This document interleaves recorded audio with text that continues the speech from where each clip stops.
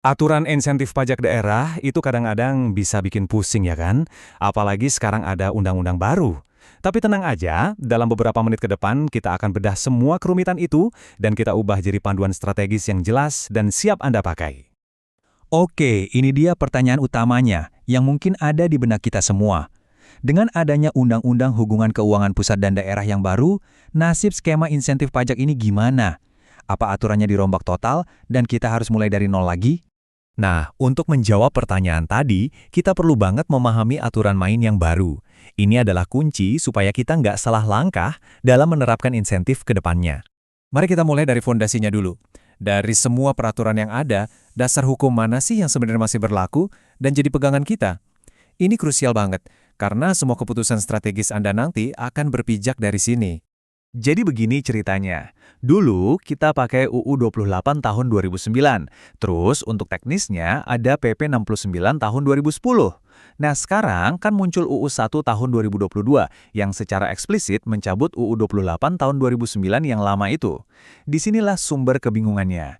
Kalau induknya dicabut, apakah PP 69 ini otomatis jadi nggak berlaku juga? Dan ini dia jawabannya. Poin kuncinya adalah Peraturan Pemerintah 69 tahun 2010 itu ternyata masih berlaku.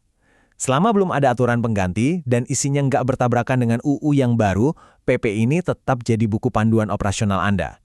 Jadi nggak perlu panik, kerangka kerjanya masih sama.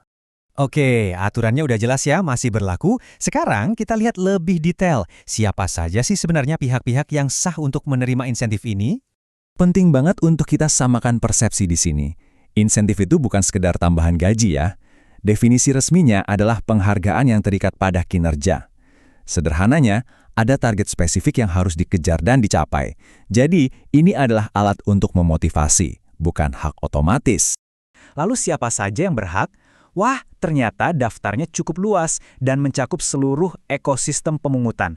Mulai dari instansi pemungut pajaknya sendiri, para pimpinan seperti kepala daerah dan sekda, bahkan sampai pihak lain di lapangan, contohnya camat atau lurah yang ikut membantu.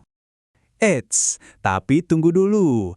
Ada satu syarat yang sangat-sangat penting, terutama untuk para pimpinan daerah. Kalau di daerah Anda sudah berlaku sistem remunerasi, maka kepala daerah, wakil, dan sekda otomatis tidak berhak lagi menerima insentif pemungutan pajak ini. Ini aturan yang mutlak, jadi harus hati-hati. Oke, terus gimana cara bagi-baginya? Nah, disinilah kewenangan pemerintah daerah itu berperan penuh. Berapa persen porsi untuk setiap pihak, itu semuanya diatur secara spesifik lewat peraturan kepala daerah atau perkarda. Ini adalah instrumen Anda untuk memastikan pembagiannya adil dan transparan. Sekarang kita masuk ke bagian yang lebih teknis. Gimana sih sebenarnya insentif ini dihitung dan dibayarkan? Nah, semuanya itu berjalan dalam sebuah siklus yang terukur, yaitu per triwulan atau per 3 bulan. Alurnya sebetulnya sangat sederhana dan berbasis kinerja. Langkah pertama, tetapkan target yang jelas dan objektif untuk 1 triwulan. Langkah kedua, kalau target itu tercapai atau bahkan terlampaui, nah barulah insentif bisa dibayarkan. Kapan? Di awal triwulan berikutnya. Simple, terukur, dan dampaknya langsung terasa. Terus gimana kalau targetnya meleset? Tenang, sistemnya cukup fleksibel. Kalau di 1 triwulan targetnya nggak tercapai, insentifnya itu nggak hangus loh. Pembayarannya hanya ditunda sampai ada triwulan berikutnya yang berhasil mencapai target.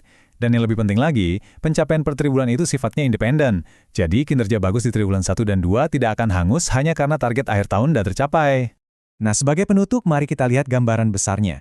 Insentif ini itu bukan cuma soal naikin pendapatan daerah, tapi juga erat kaitannya dengan tujuan nasional yang lebih besar, yaitu meningkatkan kesejahteraan aparatur sipil negara atau ASN. Kebijakan insentif ini ternyata nyambung banget loh dengan semangat UASN yang baru, yaitu UU nomor 20 tahun 2023. Undang-undang ini kan mendorong adanya era baru di mana penghargaan dan pengakuan buat ASN yang berkinerja baik itu jadi prioritas. Nah, insentif ini adalah salah satu bentuk nyata dari penghargaan tersebut. Kalau kita lihat dalam kerangka penghargaan ASN modern ini, insentif punya 2 peran strategis. Dari sisi materi, jelas ini jadi tambahan penghasilan yang penting. Tapi dari sisi non-materi, ini juga berfungsi sebagai penghargaan motivasional yang sangat jelas dan terukur, yang bisa mendorong kinerja jadi jauh lebih baik lagi. Semua aturan ini pada akhirnya membawa kita kembali pada satu pertanyaan strategis untuk Anda.